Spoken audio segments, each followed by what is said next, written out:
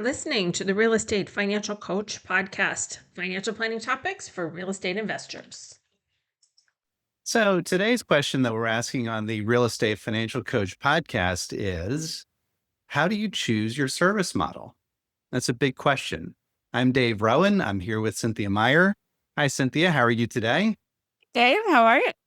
Doing really well. Excited for this discussion. We were talking about it offline the other day, which is really digging into how to decide service model, how to choose niches, what that means strategically for your business, maybe get into a little boundary setting that you can do associated with these choices. So I think to lead it off, a real fundamental question that we have as financial advisors who are thinking about helping real estate investors is, do we niche down to only serve real estate investors?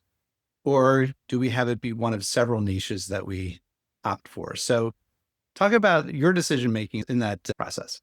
Yeah. So I firmly fall in the camp of having one specific niche of people that a financial planner serves in their practice, particularly if they're solo practitioner or small boutique firm. I think there is value to having a target audience of people that you can help in your practice and a transformational process that creates the change that they want to see in their lives. Being wholly focused on that target group of people helps you go deeper with them, helps you really understand your target client, your target market, and develop a service offering, a financial planning process, and a set of deliverables that solves problems for those people, and you know them intimately. This is what we do in my financial planning firm, which is called Real Life Planning, and we're mostly focused on people that are in the building and scaling stage that are on their way to becoming work optional. So by nature, we're working with folks that are a little bit on the younger side, not as many retirees. And over time, we have developed a cadence of meetings and a set of deliverables and a process that we take people through that is really great for that person. On the other hand, if somebody comes to us and they're not in that target audience, let's say they're 75 and they're looking to get out of the day-to-day real estate and into Delaware statutory trust, for example, I'm not their person, right? Then somebody else is their person. So I encourage planners who are just getting started, if they have a conviction or a calling to help somebody in their firm, is to focus on that type of person. It feels that way. Gosh, okay. So many follow-up questions in there. So Mm. you talked about serving people in the building and scaling phase, tend to be younger. So what does your ideal client look like in your chosen niche? And what do you do in your marketing mix and other promotional materials to attract these people? Our typical ideal client, in fact, I wrote, before I even launched the firm, I wrote a long description about our target client, right? And it's typically a couple, most often married, but not always. And they're the millionaires next door. They're naturally frugal. They're trying to live on less than two incomes. Some people are only living on one income by choice, not by necessity. They have all the life things that people in their 30s and 40s and early 50s have, but they prefer real estate as an asset class. So if they got a big bonus or like they're exercise some options at work, for example, and they add a little extra cash, they'd much rather buy a rental property than they would, say, put it in a taxable brokerage account. Doesn't mean they don't own securities, but that's for retirement accounts. In their day-to-day investing, they love real estate as a business and building that business. Okay. That's Mm. great. And so how do you attract these people? What kinds of, I know, for example, you have a great free offer on your website, and that's one central piece. And the imagery exactly fits this ideal client, the couple in front of a house. And so talk to us about that free offer. So we have experimented with different kinds of lead magnet, is what I would call it. We experiment with different kinds of lead magnets over time. And the one that we have up right now is on House Hacking 2.0, which are ways to make money from a home that you already own. So just as a refresher, House Hacking 1.0 is to buy a multifamily property or to take roommates, right? To have that extra full-time income come to help you pay the costs of the home. And house hacking 2.0 is other things that you can think about doing it, like putting your place on Airbnb and renting out your driveway, that sort of thing. That's been one of our best lead magnets over time in terms of getting people to join our mailing list. Then once they join the mailing list, they get a little educational mini blog every week or so on a topic that is specifically geared towards the scaling rental property investor who's looking to be work optional at some point. We've had different lead magnets over time, and we had one during COVID called the landlord recession assessment, for example. That got a lot of traffic at that time, but we're trying to meet the needs of the folks that are likely to be attracted to our firm. I think You? well, gosh, I was about ready to ask you another question. As I've chosen to take a different approach and have real estate be one of several niches that I focus on. And if I were to talk about how my business is structured, it's really more of a psychographic Yes, positioning. and that's your niche, in my opinion. It is. Yeah. And it's helping people through transitions in their life in a lot of cases that they find scary or intimidating, don't know how to get started. And so the three big ones that I focus on are first-time real estate investors, people who are about to retire or just in the planning stages of retirement, and new families. All of those things can be wonderful, but they also come with challenges. And it's all of those areas are parts of my personal journey. I spent a lot of sleepless nights thinking about those transitions. And so helping people through that process, not only with the math, but with the emotions associated with those things, is really the kind of people that I love attracting. In terms of free offers on my website, I definitely have one targeted at new real estate investors, and I have one targeted at pre-retirees, and I'm working on one targeted at new families. And so it follows a very similar playbook to what you have there. I think that you said something really important, which is landing where you do in terms of whether it's a niche or service offerings or lead magnets. It's an iterative process where we have to Absolutely. test and learn. And so it sounds like you've had a number of iterations along the way to reliably attract the clients that you have. It's so interesting. Like, we've had the same target client since we launched in 2019. And now I think we've had almost 180 clients in real life planning since we Wow. got started. And some of those are long-term clients and some of those were shorter-term projects. They're like the target clients that, but so everything was built to try and serve those folks where I thought, but initially I wasn't sure when I initially launched this, we really had to test and see, was that on target, right? Is this a group of people where there is a large enough number of people who are interested in working with a financial planner who is real estate savvy and has this particular approach? So yes, you're right. We did definitely have to test it over time.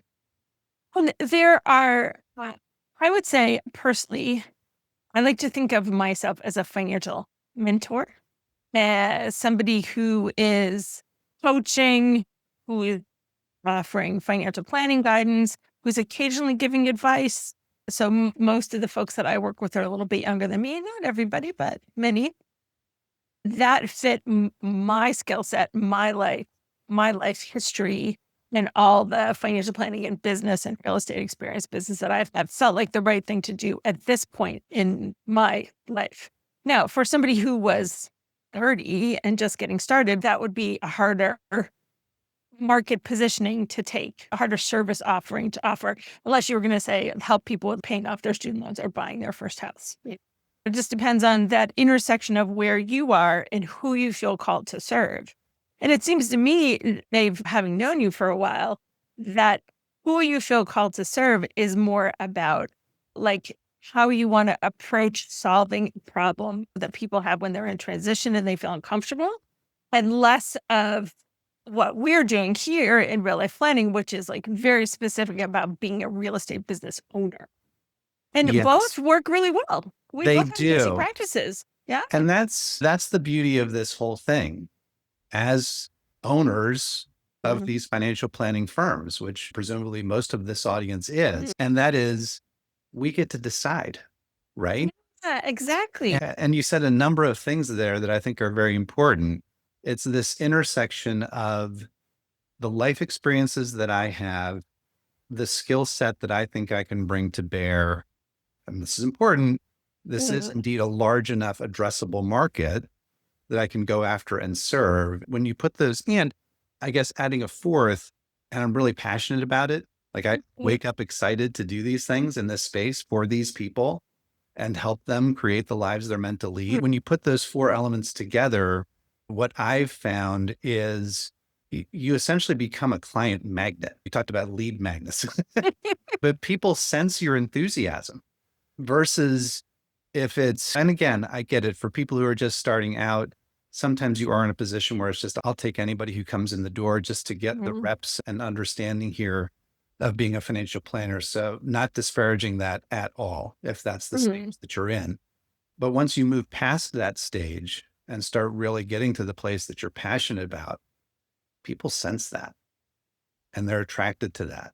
Yeah, I encourage folks who are in our real estate financial coach course. And at the end of our winter intensive the other day, this came up in the discussion, as you recall. How do you include real estate financial planning and coaching in your practice?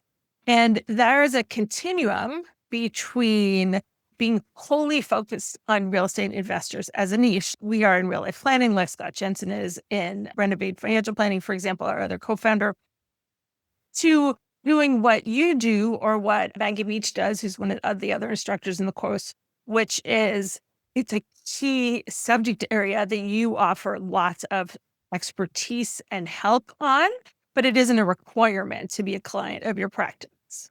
Yeah. And I have to admit, though, when I look at you and I look at Scott, there's a piece of me that's jealous. And this is one of the biggest advantages of really niching down, which is Yeah. you get to get really good at this lane. It becomes easier to say no to things that are outside of that lane. I've wanted to ask you this question for a while, which is, you talked about, oh, somebody comes in, they're 75 years old. Maybe they're thinking about winding this thing down and I'm just not their person.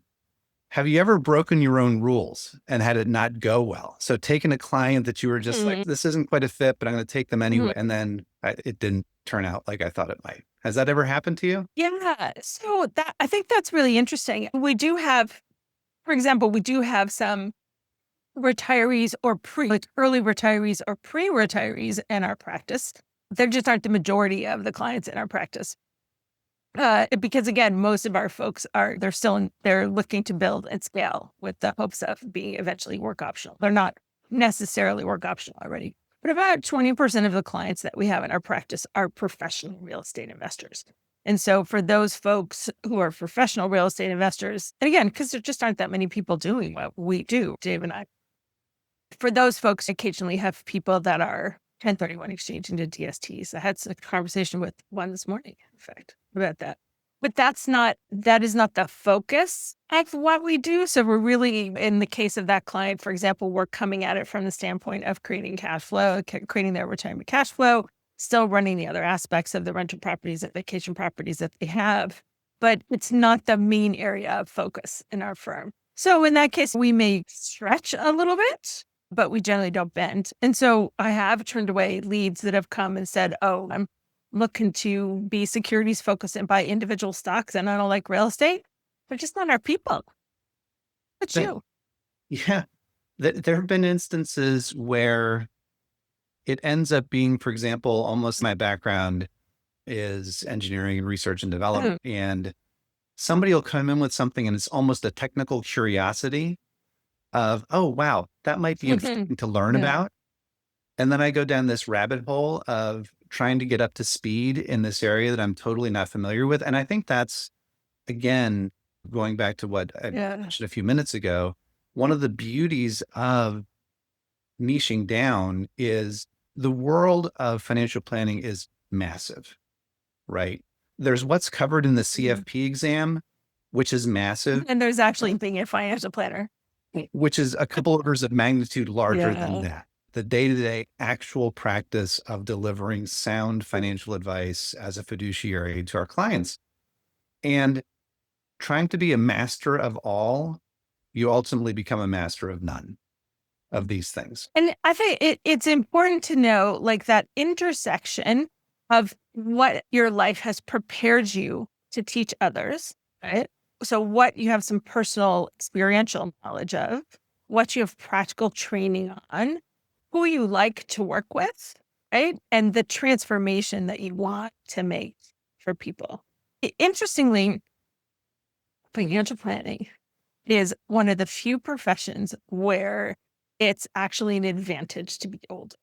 The more time on the playing field that you've had as a financial planner, the more you will see. And so somebody who is 55, for example, and has been working as a financial planner for 20 or 30 years, they've seen so much just by working with individual clients who had individual circumstances, right? So that certainly is an advantage. But somebody who is younger can still be a financial mentor for somebody who hasn't done what they've done, right? So maybe they started a business, or they bought their first rental property, or they renovated a vacation property, or flipped a house, or had roommates that helped pay the cost of the mortgage. So just think about like at each stage, right? What are you uniquely positioned to do for clients? And just you will get smarter as a financial planner over time if you are doing good continuing education and you are asking for help when you need it. Yeah, that's powerful. And I think it's a lead into to another one of the advantages of niching, which is when you don't have that, Mhm. it's very hard to speak directly to a client and their needs.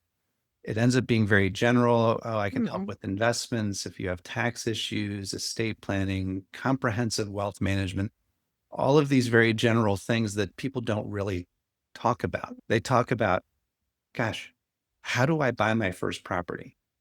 Or how can I free up more money to buy additional properties? Or do these 2 or 3 properties that I have, are they really working? Am I Mhm. doing a good job selecting my property manager? Am I doing a good job? Like, where do these things land in terms of profitability, both relative to one another and national averages? How should I look at future deals? Oh, I have a property that's not working. How do I do a 1031 exchange and get out of this thing? If you're not that specific in a niche, it's very hard to have that direct and specific a conversation either on your website or in blog posts or other things. And people really value that. I think that because people can go and look at service offerings from so many different providers, if it's me and I'm looking at financial advisor A, that it's generic and they may mention the words real estate on their website, but it's with all this other stuff. Or B, here's somebody who's talking directly to me and knows Mhm. exactly about what I'm trying to do in my life. Where are they going to land? No, there's so many opportunities as we are trying in the real estate financial coach program. Our long-term goal is to build a well-educated community of certified financial planners who are helping all types of real estate investors. There are 16.8 million, I believe, households in the United States, people that own individual taxpayers who own rental properties. And that in and of itself, that's a lot of people. That's a lot of people to help. And they are going to see financial planners and financial advisors, and those financial advisors don't understand about real estate. They don't understand the taxes. They don't understand that real estate is more like a business than it bears resemblance to securities portfolio. They get bad guidance, like people tell them all the time to sell their rental properties that are cash flowing nicely, or compare real estate to stocks and make it an either or discussion, right? They just get very bad guidance. And so our goal is to make sure that there is a group of well-trained, certified financial planners who are real estate investors themselves and who can help them in a particular area. And oh my gosh, we can probably list off 100 types of niches that somebody could have in the real estate space and have a completely full practice. Yes. And we've seen a number of them, either Yeah. current students, former students, people who have weighed in from an advisory Uh, standpoint on the platform. And I guess that's the beauty of this. There are so many different ways to approach this. And in fact, that's such a good lead mm, into our next topic for today, which is service offerings. Right. So it's not only the specific who we plan to serve, mm, also how do we yes. plan to serve How them? do you plan to serve them? Yeah. So super general to start. What kinds of service offerings do you think work well for real estate investors and maybe others don't work quite as well for this niche? Sure. And we talk about this in the course in great detail. But I think if you are looking to focus on real estate investors as a niche, right, as opposed to just a component of your practice, that it's very important to have a model that allows you to get paid for the component, which is real estate business coaching. Many real estate investors are fee sensitive or they don't have large securities portfolios outside of their retirement accounts. A strict AUM model may not give you the widest capacity to help investments. So some combination of a flat fee versus an AUM model is generally going to be helpful to people. In real life planning, for example, most of our fees are just direct fees or subscription fees. And then we do have AUM for those people that are interested in having us manage their securities portfolio. We're not securities forward, we're real estate forward. So a fee structure that is going to help you get paid for, but incentivized to spend lots of time in the real estate plan. You also have to be careful to offer services that you can confidently deliver. So it's important to have real estate experience. So my experience, for example, is in small multifamily, small apartments, single family homes.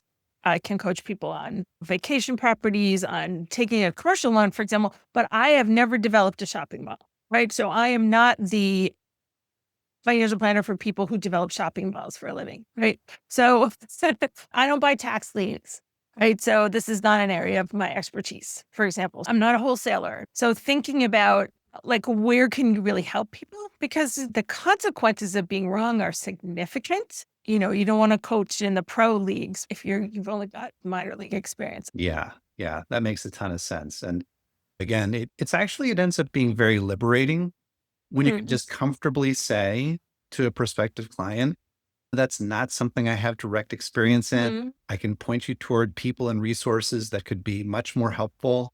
mm, And I really appreciate your interest in the business here, but I think it's probably best that we pursue some other options. I've found that as I've really continued to ratchet down that ideal client base, mm, what's interesting about it is it almost becomes this virtuous circle where you have this big nebulous kind of void here, and you're trying to craft your service offerings to fit anybody who could walk through the door. And then you take the next layer. And it was an iterative process for me too. You take the next layer in of, okay, I'm in these lanes. What does that suggest for my service offerings? Oh, and then you see how you're serving those people, mm, and it comes in another layer. And then all of a sudden, it's wow, okay, this model makes sense for this segment. This model makes sense for this segment. This model makes sense for mm. this segment. I don't know. I've found that it not only clarifies what you're offering, it makes discovery calls so much easier because you know that these things can be helpful to your target. And if it's not of interest to the person calling or you're talking to on Zoom, it's probably not a fit anyway. Yeah. And let's talk a little bit about the folks who are they're real estate curious. Maybe they have one rental property of their own, for example, or one short-term rental, but they don't have the level of financial planning experience, for example, to work with the person that has 36 properties. But that doesn't mean that they can't take one of two paths, right? So one path is they could work with people that are just buying their first rental properties, right? Or their first vacation rentals and really try and be real estate focused within that target niche. And as their experience grows, they can expand that niche. The other option, or house hackers. Oh my gosh, that'd be a great niche to Oh, focus with. Just absolutely. people house hacking for the very first time. Love it. The second option is to say, how can I focus on a different niche, maybe a life stage, or your case, a psychographic niche, for example. But let's say you want to focus on young families with one stay-at-home spouse, right? So you're focused on those, and maybe they're in a specific state or a specific region. You're focused on those people.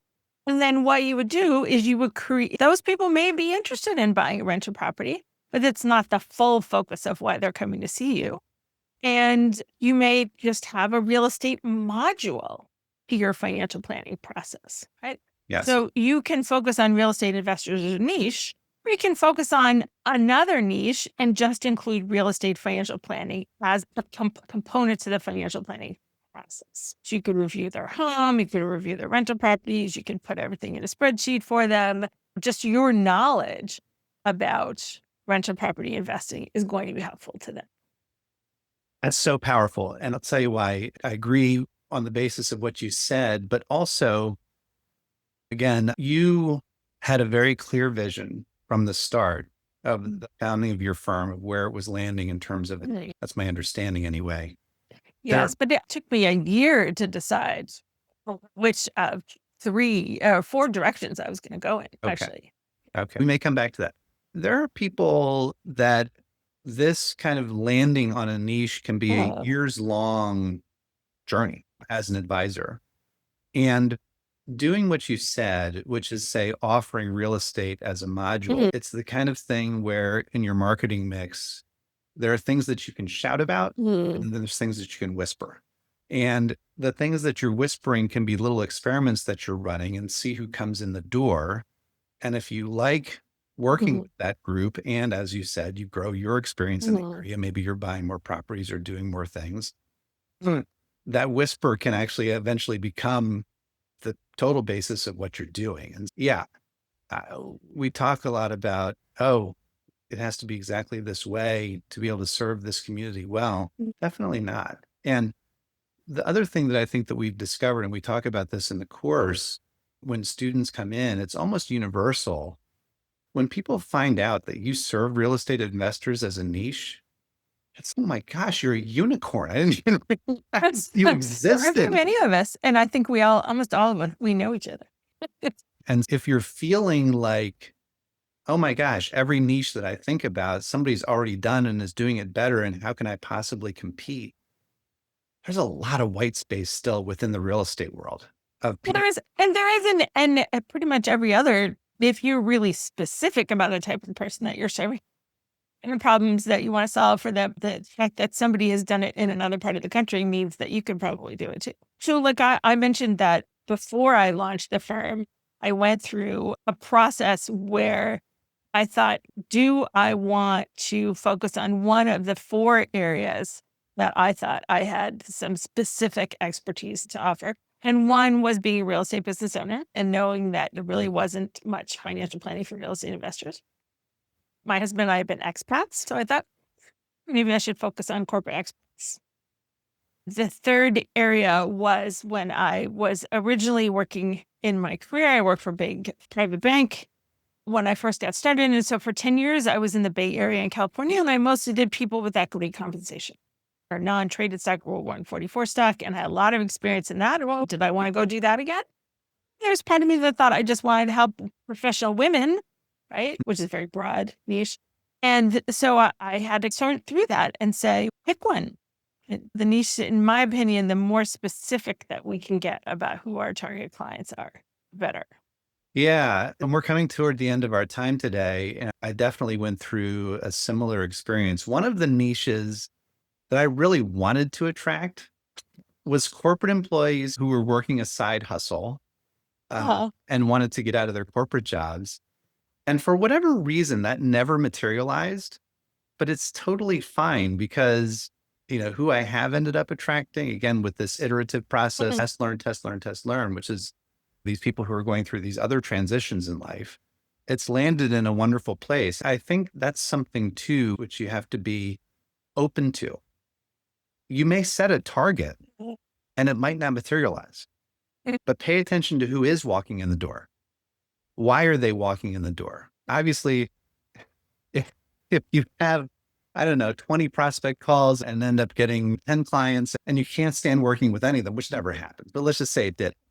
Obviously, you might really try to go in the direction you want, but it's usually not the case. It's okay if you're not landing in the place you originally intend. It just means you're probably meant to serve a different group of people who are meant to come to you. Those are wise words. Yeah. So I think that is about all we have time for today, Cynthia. Any last words of wisdom to people as they're choosing their niche, their service offerings? Any other parting thoughts before we wrap it up for today? I want to invite everybody who's listening, if they're asking themselves, after I finish the real estate financial coach course, how can I incorporate more real estate planning and coaching into my business? I want to invite you to think about this model, right? One, focus on where you personally have walked your talk and you can teach other people how to follow a similar path. Think about what is the transformation that you want to offer for those target clients, right? And make that clear. It's your financial planning process is the transformation you offer people. So where does real estate fit into that financial planning process? So in my case, for example, the financial planning process is geared towards the real estate investor in every single element of the financial planning process. But if you're working with somebody that maybe is just thinking about buying their first property, that probably won't be the case, right? So where does it fit in?